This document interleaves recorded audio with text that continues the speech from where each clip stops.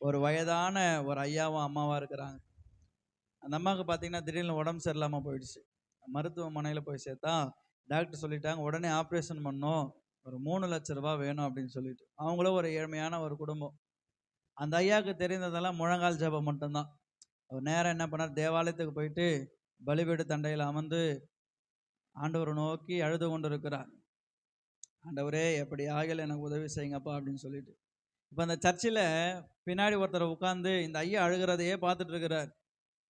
இந்த ஐயா அழுது ஜெபம் முடிச்சுட்டு வெளியே போகும்போது அந்த பின்னாடி உட்கார்ந்துட்டு இருக்கிறவரை கூப்பிட்டு, ஐயா நான் உங்களை ரொம்ப நேரமாக பார்த்துட்டே இருக்கிறேன், நீங்கள் ரொம்ப நேரமாக அழுதுகிட்டே இருக்கிறீங்க, என்ன விஷயம், எதுக்காக இப்படி அழுவுறீங்க அப்படின்னும் போது, எங்கள் வீட்டு அம்மாவுக்கு உடம்பு முடியல, மருத்துவமனையில் போய் சேர்த்ததுக்கு 3,00,000 ஆகும்னு சொல்லிட்டாங்க ஆப்ரேஷனுக்கு, என்கிட்ட பணம் கிடையாது, அதனால தான் ஆண்டவர் சமூகத்தில் வந்து நான் அழுதுட்டு இருக்கிறேன். அப்போ அந்த ஐயா சொன்னாராம், ஐயா நான் அந்த 3,00,000 கொடுத்தா நீங்கள் வாங்கிப்பீங்களா? கடவுள் என்னை நல்லா ஆசீர்வதிச்சு வச்சிருக்கிறாரு, நான் தொழில் பண்ணுறேன், நான் கொடுத்தா வாங்கிப்பீங்களா? அதுக்காக தானே அந்த ஐயா ஜெபம் பண்ணிட்டு இருக்கிறார், அந்த தேவை சந்திக்கப்படணும் அப்படின்னு. அவர் சொன்னாராம், கண்டிப்பாக வாங்கிக்கிறேன். உடனே அவர் என்ன பண்ணார், செக் எடுத்து 3,00,000 சைன் பண்ணி அந்த ஐயா கிட்ட கொடுத்துட்டார். இதை நீங்கள் வச்சுக்கோங்க.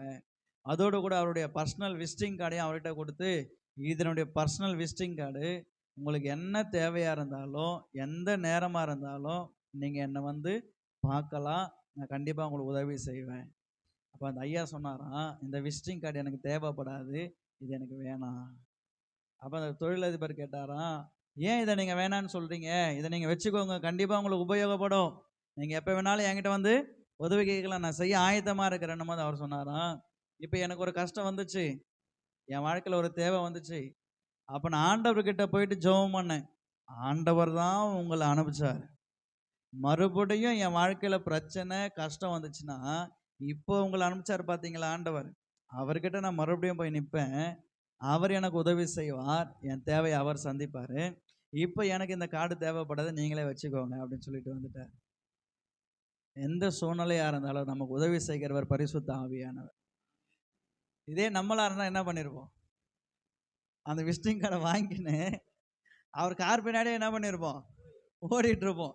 சார் எனக்கு இவ்வளோ கடை இருக்குது, எனக்கு இவ்வளோ பிரச்சனை இருக்குது, அவ்வளோ பிரச்சனை இருக்குதுன்னு என்ன பண்ணியிருப்போம்.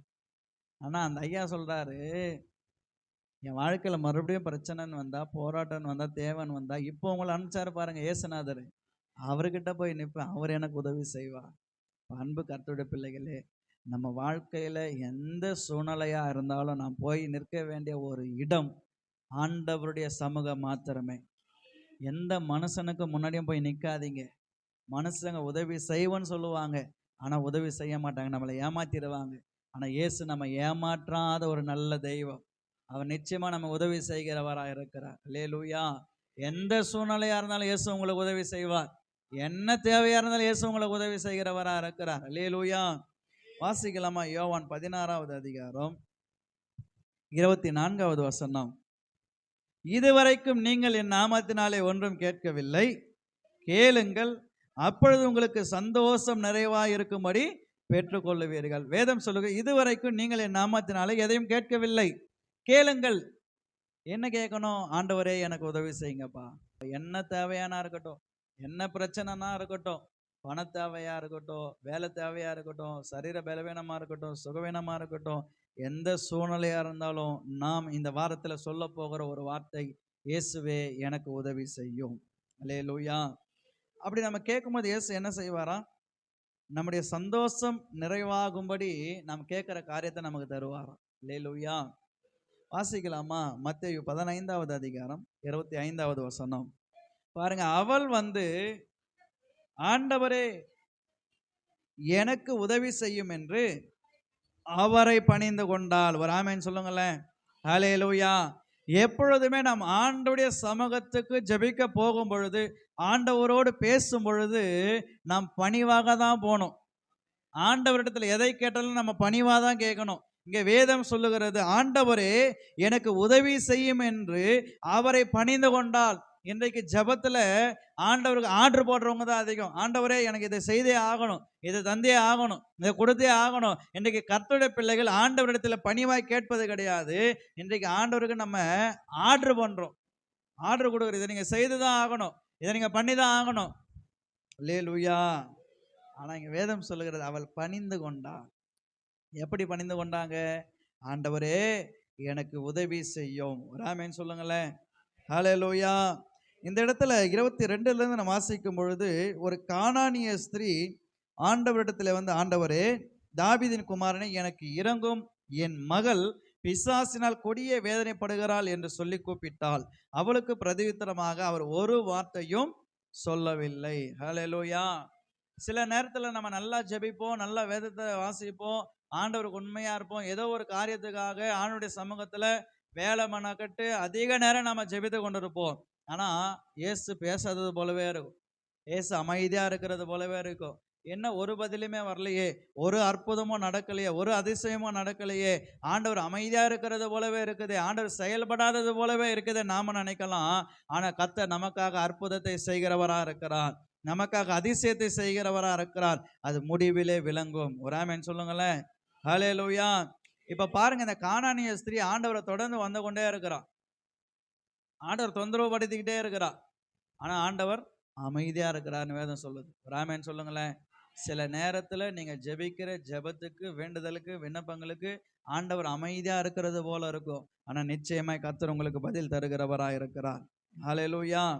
இப்ப சீசருங்க சொல்றாங்க, ஆண்டவரே இந்த கானானிய ஸ்திரீ பின்தொடர்ந்து நம்ம தொந்தரவு பண்ணிட்டே இருக்கிறான், அவளை என்ன பண்ணுங்க, அனுப்பிச்சு விட்டுருங்க, இவளை அனுப்பிவிடும் என்று அவரை வேண்டிக் கொண்டார்கள். ஒண்ணு நல்லா புரிந்து கொள்ளுங்க, சீசருங்க சொல்றாங்க, இவன் நம்மளை தொந்தரவு பண்ணிட்டே வரா, இவளை என்ன பண்ணுங்க, அனுப்பி விட்டுருங்க. ஆனா இயேசு யாரையுமே வெறுமையை அனுப்பவே மாட்டார். நாம இயேசுவை நம்பி வந்துட்டோம், இயேசுவை சார்ந்து வந்துட்டோம், இயேசுவுக்கா வைராக்கியமா நிற்கிறோம், இயேசுவின் மேல விசுவாசமா இருக்கிறோம் அப்படின்னா இயேசு நம்மை வெறுமையா அனுப்பவே மாட்டார். அல்லேலூயா. இப்ப இந்த கானானிய ஸ்திரிய சீசருங்க சொல்றாங்க, அவளை அனுப்பிச்சிருங்க ஆண்டவரே. இயேசு நினைச்சிருந்தா, ஏய் போமா வீட்டுக்கு, எதுக்கு சும்மா என் பின்னாடி வந்துட்டே இருக்கிற, எதுக்கு சும்மா என்னை அதட்டுற அப்படின்னு சொல்லியிருக்கலாம். ஆனா இயேசு அவளை வெறுமையா அனுப்பவில்லை, அவருடைய வாழ்க்கையில இயேசு அற்புதத்தை செய்தார் என்று வேதம் சொல்லுகிறது. இயேசுவை நம்பி வந்த ஒருத்தரையும் இயேசு வெறுமையா அனுப்பவே மாட்டார். ஒரு ஆமென் சொல்லுங்களேன். 28வது வசனத்தை வாசிங்க. இயேசு அவளுக்கு பிரதியுத்தரமாக, ஸ்திரீயே உன் விசுவாசம் பெரிது, நீ விரும்புகிறபடி உனக்கு ஆக கடவது என்றார். அந்நேரமே அவள் மகள் ஆரோக்கியமானாள். ஒரு ஆமென் சொல்லுங்களேன். ஹல்லேலூயா. நீங்க இயேசுவை நம்பி வந்தீங்கன்னா, இயேசுவை சார்ந்து இருந்தீங்கன்னா நிச்சயமாய் கர்த்தர் உங்கள் வாழ்க்கையில அற்புதங்களை செய்கிறவராக இருக்கிறார். ஹல்லேலூயா. இந்த அம்மா ஆண்டவரிடத்துல கேட்ட ஒரு காரியம், ஆண்டவரே எனக்கு உதவி செய்யும், என் மகள் மரண அவஸ்தைப்படுகிறாள் அப்படின்னு சொன்னா, இவங்க இவங்க இதுக்கு முன்னாடி எத்தனையோ பேர்கிட்ட போயிட்டு வந்துட்டு இருப்பாங்க, எத்தனையோ மருத்துவரை பார்த்துருப்பாங்க, மந்திர மாந்திரிகம் பண்ணியிருப்பாங்க, ஆனா ஒரு விடுதலையுமே கிடையாது, வாழ்க்கையில ஒரு இம்ப்ரூவ்மெண்ட்டும் இல்லை, ஒரு சமாதானமும் இல்லை. கடைசியா இயேசு கிட்ட வராங்க, இயேசு அற்புதத்தை செய்கிற நல்ல தகப்பனா இருக்கிறான். அல்லேலூயா. ரெண்டாவது ஒருத்தவங்களை குறித்து பார்க்கலாம். 1 சாமுவேல் 7வது அதிகாரம் 7வது வசனத்தை வாசிங்களேன். பாருங்க, இங்க இஸ்ரவேல் புத்திரருக்கு விரோதமாய் பெலிஸ்தியர்கள் கூட்டம் கூடுகிறார்கள். இதை இஸ்ரவேல் ஜனங்கள் கேட்ட மாத்திரத்தில் சாமுவேலை நோக்கி, நம்முடைய தேவனாகிய கர்த்தர் எங்களை பெலிஸ்தரின் கைக்கு நீங்களாக்கி ரட்சிக்கும்படிக்கு எங்களுக்காக அவரை நோக்கி ஓயாமல் வேண்டிக் கொள்ளும் என்றார்கள். அல்லேலூயா. இங்க இஸ்ரவேல் ஜனங்களுக்கு ஒரு பிரச்சனை. என்ன பிரச்சனை அப்படின்னா, பெலிஸ்தியர்கள் இப்ப படையெடுத்துட்டு வராங்க. எதுக்காக படையெடுத்துட்டு வர்றாங்க அப்படின்னா, இவங்களை அழிக்கணும், இவங்களை நாசம் செய்யணும் என்று சொல்லி இங்க ஒரு சம்பவம் நடக்குது. அப்ப இஸ்ரவேல் ஜனங்கள் சாமுவேலை நோக்கி சொல்றாங்க, நம்முடைய தேவனாகிய கர்த்தர் எங்களை பெலிஸ்தரின் கைக்கு நீங்களாக்கி ரட்சிக்கும்படிக்கு எங்களுக்காக அவரை நோக்கி, ஆண்டவரை நோக்கி ஓயாம என்ன பண்ணணுமா, வேண்டுதல் செய்ய வேண்டும். அதே போல சாமுவேல் என்ன பண்றாருன்னா, பால் குடிக்கிற ஒரு ஆட்டுக்குட்டியை பிடித்து அதை கர்த்தருக்கு சர்வாங்க தகன பலியாக செலுத்தி இஸ்ரவேலுக்காக கர்த்தரை நோக்கி வேண்டிக் கொண்டான். கர்த்தர் அவனுக்கு மறுமொழி அருளி செய்தார். ஒரு ஆமென் சொல்லுங்களேன். ஹல்லேலூயா. நீங்கள் ஜெபிக்கிற ஒவ்வொரு ஜெபத்தையும் கர்த்தர் கேட்கிறவரா இருக்கிறார். உங்கள் விண்ணப்பங்களை கர்த்தர் கவனிக்கிறவரா இருக்கிறார். எதற்காகவெல்லாம் நீங்க ஆண்டோடைய சமூகத்துல காத்திருக்கிறீங்களோ அதை எல்லாவற்றையும் கர்த்தர் ஆசீர்வதித்து உங்களுக்கு அவர் மறுமொழி தருகிற தேவனா இருக்கிறார். உங்களுடைய ஜெபங்களை ஒருபோதும் அவர் தள்ளாத தேவன். ஹல்லேலூயா. 10வது வசனம் சொல்லுது, சாமுவேல் சர்வாங்க தகன பலியை சேர்த்தகையில் பெலிஸ்தர் இஸ்ரவேலின் மேல் யுத்தம் பண்ண நெருங்கினார்கள். கர்த்தர் மகா பெரிய இடி முழக்கங்களை பெலிஸ்தர் மேல் அந்நாளிலே முழங்க பண்ணி அவர்களை கலங்கடித்ததினால் அவர்கள் இஸ்ரவேலுக்கு முன்பாக விழுந்தார்கள். 12வது வசனம், அப்பொழுது சாமுவேல் ஒரு கல்லை எடுத்து மிஸ்பாவுக்கும் சேனுக்கும் நடுவாக நிறுத்தி, இம்மட்டும் கர்த்தர் எங்களுக்கு உதவி செய்தார் என்று சொல்லி அதற்கு எபினேசர் என்று பெயரிட்டான். ஒரு ஆமென் சொல்லுங்களேன். ஹல்லேலூயா. எத்தனை பேர் சொல்லுங்க, இதுவரைக்கும் கர்த்தர் தான் எனக்கு உதவி செய்தாரு. ஹல்லேலூயா. மனுஷனுடைய உதவி விருதா பிரியமானவர்களே. இயேசு நமக்கு உதவி செய்கிறவரா இருக்கிறார். ஹல்லேலூயா. சாமுவேலை குறித்து வேதம் சொல்லுகிறது, சாமுவேலுக்கு கர்த்தர் உதவி செய்தது உண்மையானால் கர்த்தர் உங்களுக்கும் உதவி செய்கிறவரா இருக்கிறார். 2 நாளாகமம் 14வது அதிகாரம் 11வது வசனத்திலிருந்து வாசிக்கலாமா? 2 நாளாகமம் 14வது அதிகாரம் 11ல இருந்து பாருங்க. ஆசா தன் தேவனாகிய கர்த்தரை நோக்கி கூப்பிட்டு, கர்த்தாவே, பலன் உள்ளவனுக்கு ஆகிலும் பலனற்றவனுக்கு ஆகிலும் உதவி செய்கிறது உமக்கு லேசான காரியம். எங்கள் தேவனாகிய கர்த்தாவே, எங்களுக்கு துணை நில்லும். உம்மை சார்ந்து உம்முடைய நாமத்தில் ஏராளமான இந்த கூட்டத்திற்கு எதிராக வந்தோம். கர்த்தாவே, நீர் எங்கள் தேவன், மனுஷன் உம்மை மேற்கொள்ள விடாதேயும் என்றான். ஒரு ஆமென் சொல்லுங்களேன். இப்ப இங்க ஆசாவை குறித்து பார்க்கிறோம். இங்க ஆசாவுக்கு ஒரு பிரச்சனை. என்ன பிரச்சனை? 12வது வசனம், அப்பொழுது கர்த்தர் அந்த எத்தியோப்பியரை ஆசாவுக்கும் ஈதாவுக்கும் முன்பாக முறியடித்ததினால் எத்தியோப்பியர் ஓடி போனார்கள். இப்ப இங்க ஆசா ஒரு ராஜாவா இருக்கிறார். இப்ப இவருக்கு விரோதமா எத்தியோப்பியர் படையெடுத்துட்டு வராங்க. இப்ப ஆசாவின் இடத்துல இருக்கிறது 5,80,000 பேர் தான். ஆனா இந்த எத்தியோப்பியர் கிட்ட இருக்கிறது 10 லட்சம் பேர். அப்படியே எதிராளிகள் 2 மடங்கு அதிகமா இருக்கிறாங்க. இப்போ ஆசா பிரச்சனையின் நேரத்துல, போராட்டத்தின் நேரத்துல ஒரு ஜெபம் பண்றார். என்ன ஜெபம் அப்படின்னா, கர்த்தாவே, பலமுள்ளவனுக்காகிலும் பலனற்றவனுக்காகிலும் உதவி செய்கிறது உமக்கு லேசான காரியம். இந்த ஜெபத்தை அவர் செய்து முடிக்கிறார். வேதம் சொல்லுகிறது, அப்பொழுது கர்த்தர் அந்த எத்தியோப்பியரை ஆசாவுக்கும் ஈதாவுக்கும் முன்பாக முறிய அடித்ததினால் எத்தியோப்பியர் ஓடி போனார்கள். 13வது வசனம், அவர்கள் திரும்ப பலம் கொள்ளாதபடிக்கு முறிந்து விழுந்தார்கள். ஒரு ஆமென் சொல்லுங்களேன்.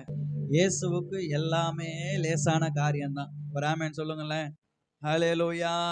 உங்க சூழ்நிலையை மாத்துறது ஆண்டவருக்கு ஒரு மேட்டரே கிடையாது. அது அவருக்கு லேசான காரியம்.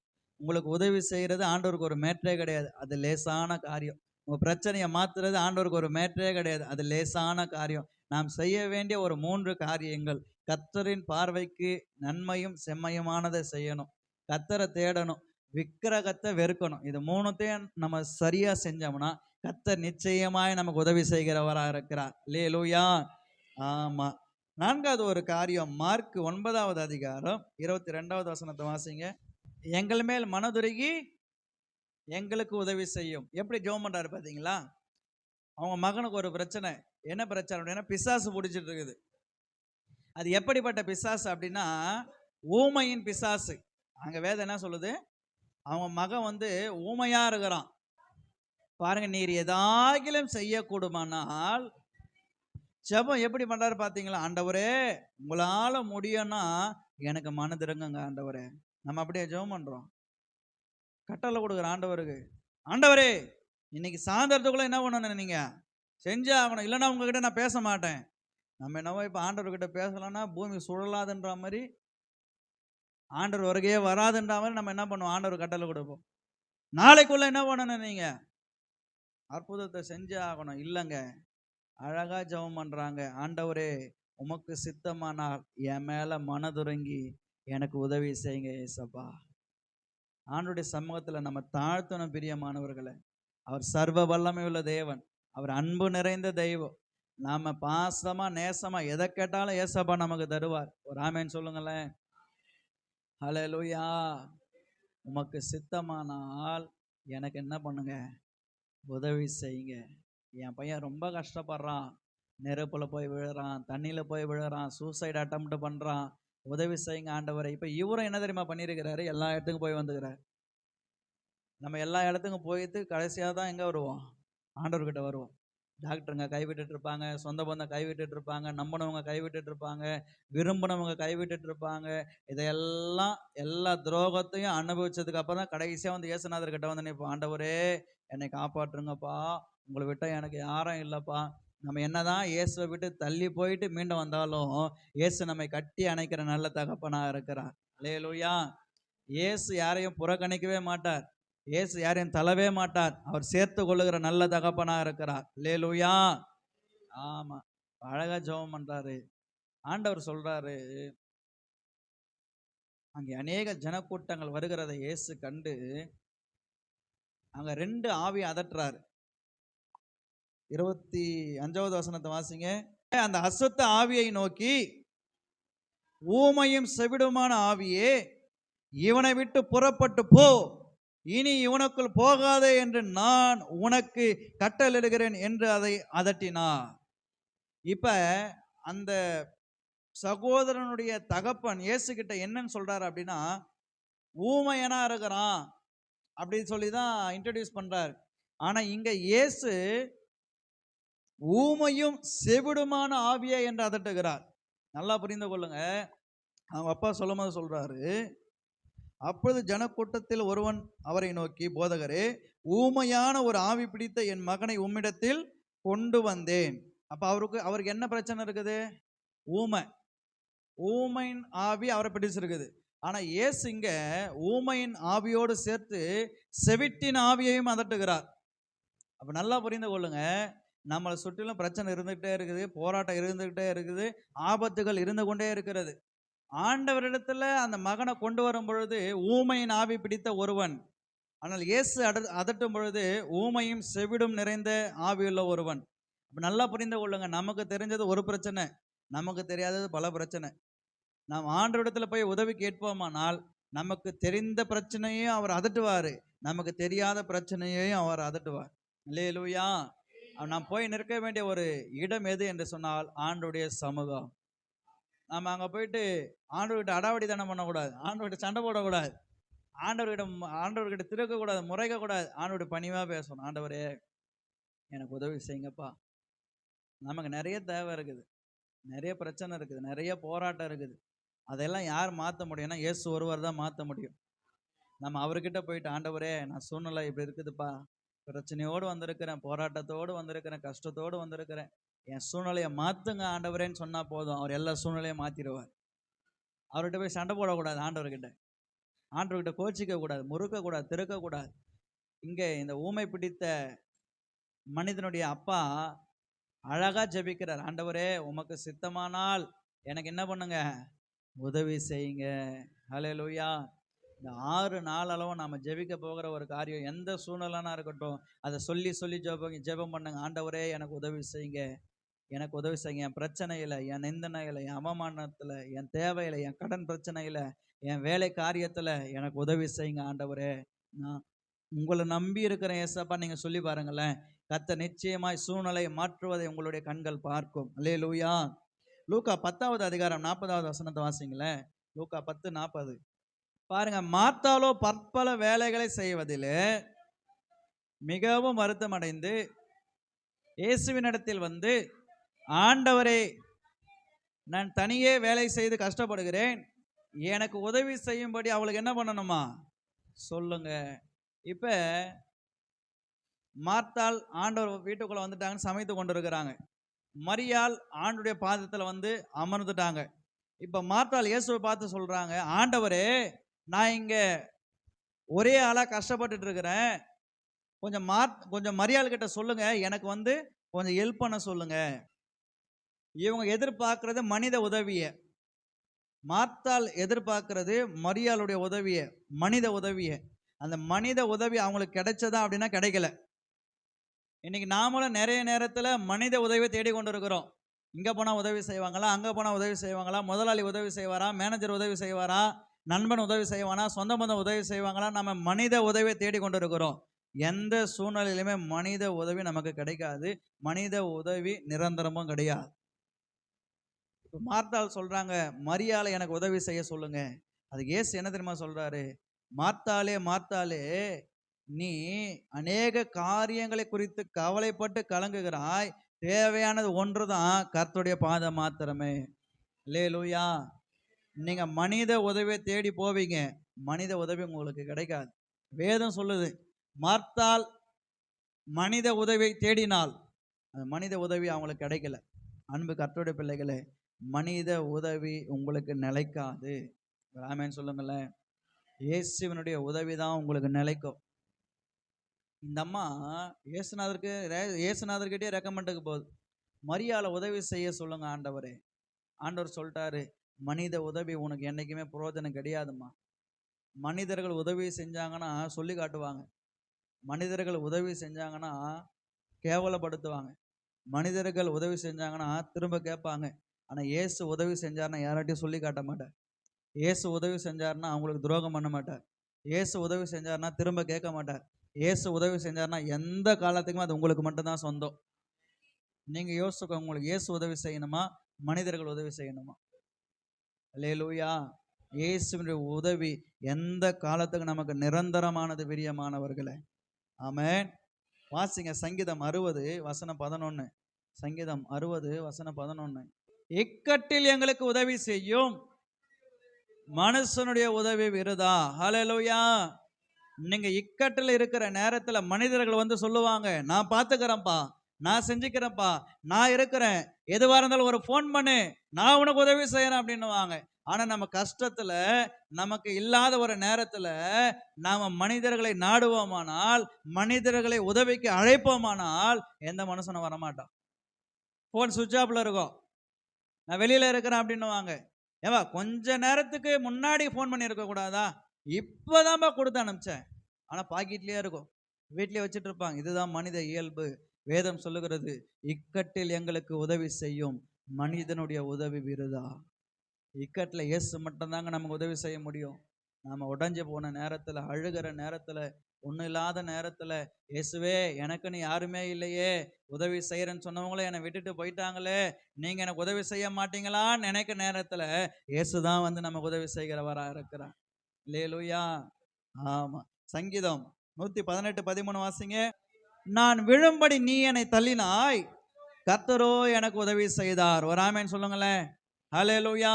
நம்ம கூட இருக்கிறவங்க, நம்ம சுற்றி இருக்கிறவங்களுக்கு ஒரு ஒரு மிகப்பெரிய ஆசை என்ன அப்படின்னா, நம்ம எப்போ கீழே விழுவோம், நாம் எப்போ அசிங்கப்பட்டு போவோம், நம்ம எப்போ அவமானப்பட்டு போவோம், இவங்க எப்போ ஒன்றும் இல்லாமல் போவாங்க, இதுதான் நம்ம சுற்றில இருக்கிறவங்களுக்கு ஒரு மிகப்பெரிய ஆசை.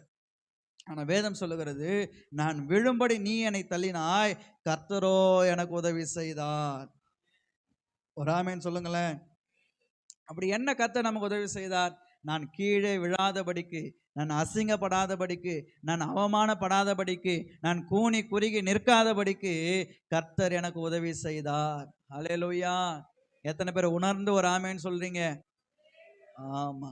ரோமர் 8:26 வாசிங்க. ரோமர் 8:26. ரோமர் 8:26 சொல்லுகிறது, நம்முடைய பலவீனங்களில் ஆண்டவர் நமக்கு உதவி செய்கிறவராக இருக்கிறார். அல்லேலூயா. அதான் முதல்ல ஒரு கதை சொன்னோம் பார்த்தீங்களா? ஒரு ஐயா என்ன பண்ணுறாரு, ஜெபம் பண்ணுறாரு. பலவீனத்தில் அந்த பணத்தை கட்ட ஆண்டவர் என்ன பண்ணுறாரு, உதவி செய்கிறார். உங்களுடைய பலவீனங்களிலே கர்த்தர் உங்களுக்கு உதவி செய்கிறவராக இருக்கிறார். சில நேரத்தில் உங்கள் பலவீனத்தை நிமித்தமாக எந்த ஒரு வேலையை கூட செய்யாமல் போயிடும். சாப்பாடும் செய்ய முடியாது, குழம்பு செய்ய முடியாது, ஒரு வேலை செய்ய முடியாது, நல்லது கெட்டதுக்கு போக முடியாது, சர்ச்சை கூட வர முடியாது சில நேரத்தில். அப்படிப்பட்ட பலவீனங்கள், சுகவீனங்கள். ஆனால் வேதம் சொல்லுகிறது, பலவீனங்களில் கர்த்தர் நமக்கு உதவி செய்கிறவராக இருக்கிறார். அல்லேலூயா. சில நேரத்தில் மருந்து மாத்திரை கூட செயலிழந்து போயிடுங்க. மருந்து மாத்திரை கூட சரீரத்துக்கு ஏற்றுக்காது. டாக்டர் சொல்லிவிடுவாங்க, ஜெபம் பண்ணுங்க, கடவுளை நோக்கி பாருங்க, ஆண்டவர்கிட்ட வழின்ட்டு போயிடுவாங்க. அப்படிப்பட்ட சூழ்நிலையில் இயேசு தான் நமக்கு உதவி செய்கிறவராக இருக்கிறார். மருந்து மாத்திரை கூட கைவிட்டுரும், ஆனால் இயேசு நம்ம கைவிட மாட்டார். கடைசியாக எபிரேயர் 2:18 வாசிக்கலாமா? எபிரேயர் 2:18. அவர் சோதிக்கப்படுகிறவர்களுக்கு உதவி செய்ய வல்லவராக இருக்கிறார். ஹல்லேலூயா. இயேசு உதவி செய்ய வல்லவராக இருக்கிறார். எத்தனை பேர் விசுவாசிக்கிறீங்க? எத்தனை பேர் நம்புறீங்க இயேசு எனக்கு உதவி செய்வார்? நம்புறீங்களா? நீங்க நம்புனீங்கன்னா உங்களுக்கு நடக்கும்.